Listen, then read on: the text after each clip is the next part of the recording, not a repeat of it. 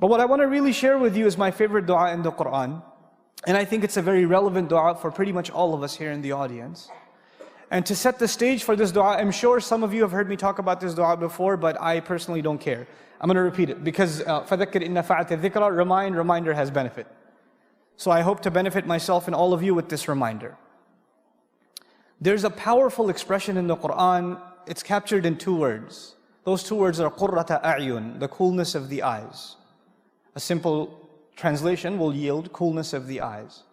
And it's mentioned in a number of occasions. It's also found in a hadith of the Messenger sallallahu alaihi wasallam. Okay. Before I tell you how it's used in sacred text, I want to tell you how the ancient Arabs used to use this figure of speech, this expression. It's really a figure of speech, so we can't really understand it literally. It means something more. In the Arab idiom, there were 2 expressions. Without getting too technical with you guys, there's the eyes becoming cool and the eyes becoming warm. That's the first thing I'd like you to know. The Arabs had 2 figures of speech, the eyes becoming cool and the eyes becoming warm. When somebody is shedding tears of sorrow, they're suffering the worst kind of fate. They are in deep depression and sadness and calamity. Then when you would look at them, the Arab would say at least, his eyes have become warm. One of the worst curses, you can curse upon someone in the Arabic language, in ancient Arabic, أَثْخَنَ اللَّهُ عَيْنَهُ, may Allah make his eyes warm. Means may he suffer the worst kinds of sorrows in his life. The exact opposite is what? The eyes becoming cool. For your sorrows, for your sadness, for your pains to be removed completely, and for you to feel peace and tranquility and joy like nothing else. And I'll give you a simple example of coolness and warmth of the eyes before I continue. Imagine you're at the airport, right? And there are 2 pairs, there's a pair of a mother and a son, and another mother and another son. But this mother is saying farewell to her son. He's flying off somewhere. And the other mother is greeting her son, who flew in from somewhere. And both of the mothers are crying.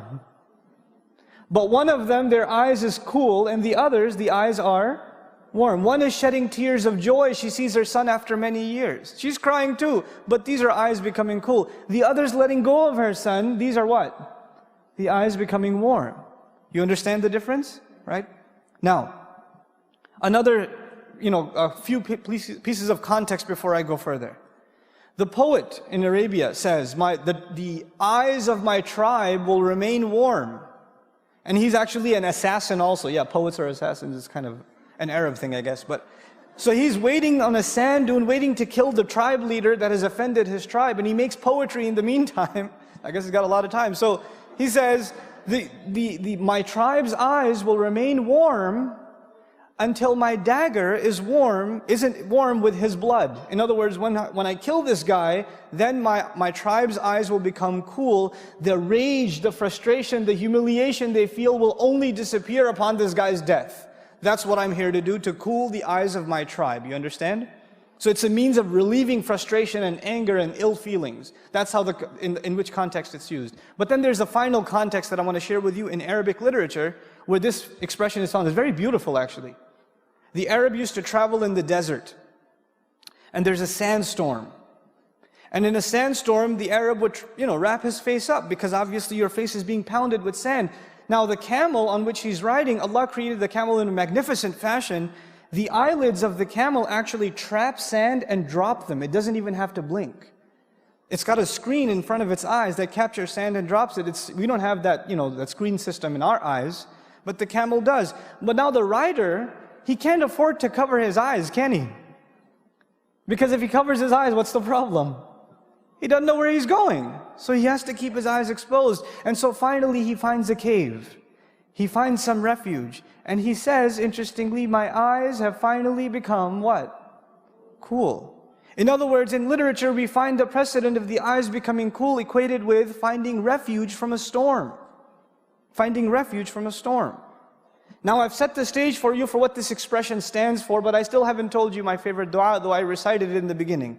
This is at the conclusion of the 25th surah of the Qur'an.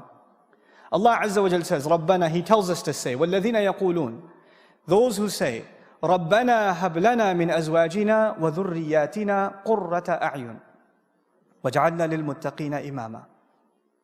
Our Master, our Lord, gift us, grant us. In Qur'an we find atina, give us, a'tina, to give a grand gift, but gift us an unexpected gift, a beautiful gift. Hab lana, this is a gift you're asking Allah to give you. And lana is muqaddam, this prepositional phrase is brought earlier, especially for us. We're asking for a special favor to Allah. And what is this favor that we're asking Allah Azza wa Jal? Grant us from our spouses, and not just our children, which is awlad dhurriyatina, wa dhurriyatina, future generations of us. In other words, you're not even asking for your immediate children, but your lineage from, for generations to come. Grant us from all of them coolness of eyes. Make our eyes cool by means of our spouses and by means of our children.